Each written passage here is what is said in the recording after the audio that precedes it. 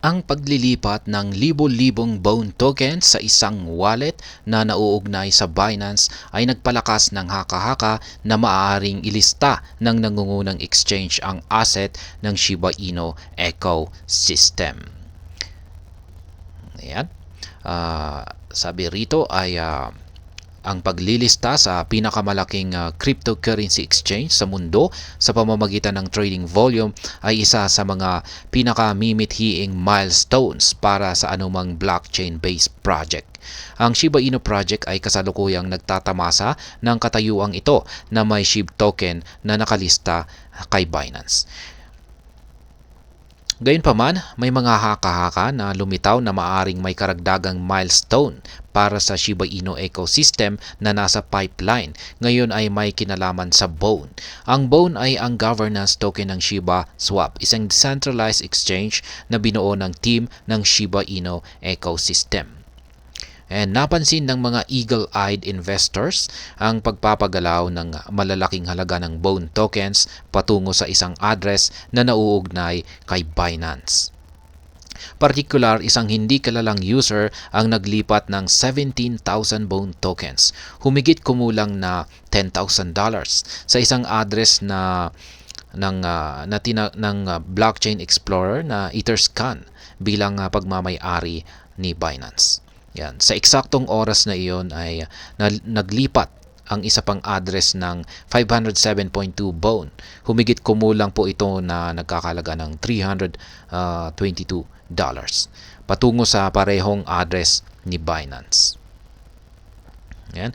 Ang kalikasan ng mga paglilipat at ang halaga na kasangkot ay nagpapalakas ng haka-haka sa loob ng SHIB community na maaring nagpiprepare ang Binance na ilista ang asset.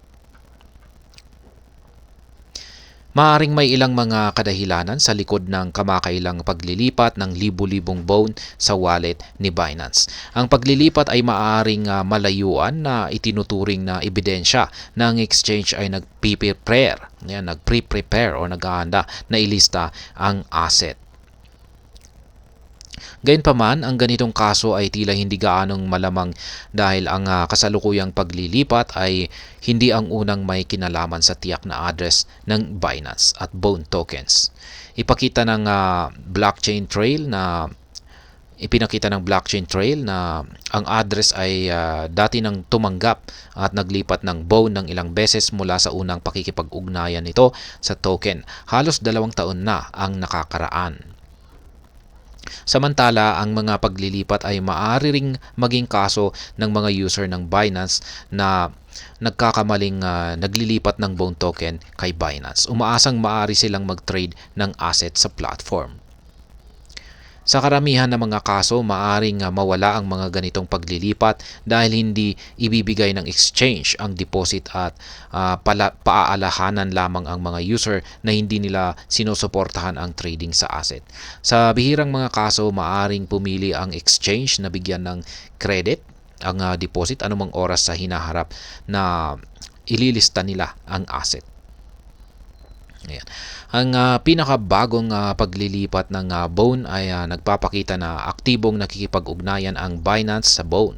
Kahit na ang asset ay hindi nakalista para sa trading sa kanyang platform, ang ganitong pakikipag-ugnayan ay maaring maghanda ng daan para sa isang paglilista sa hinaharap.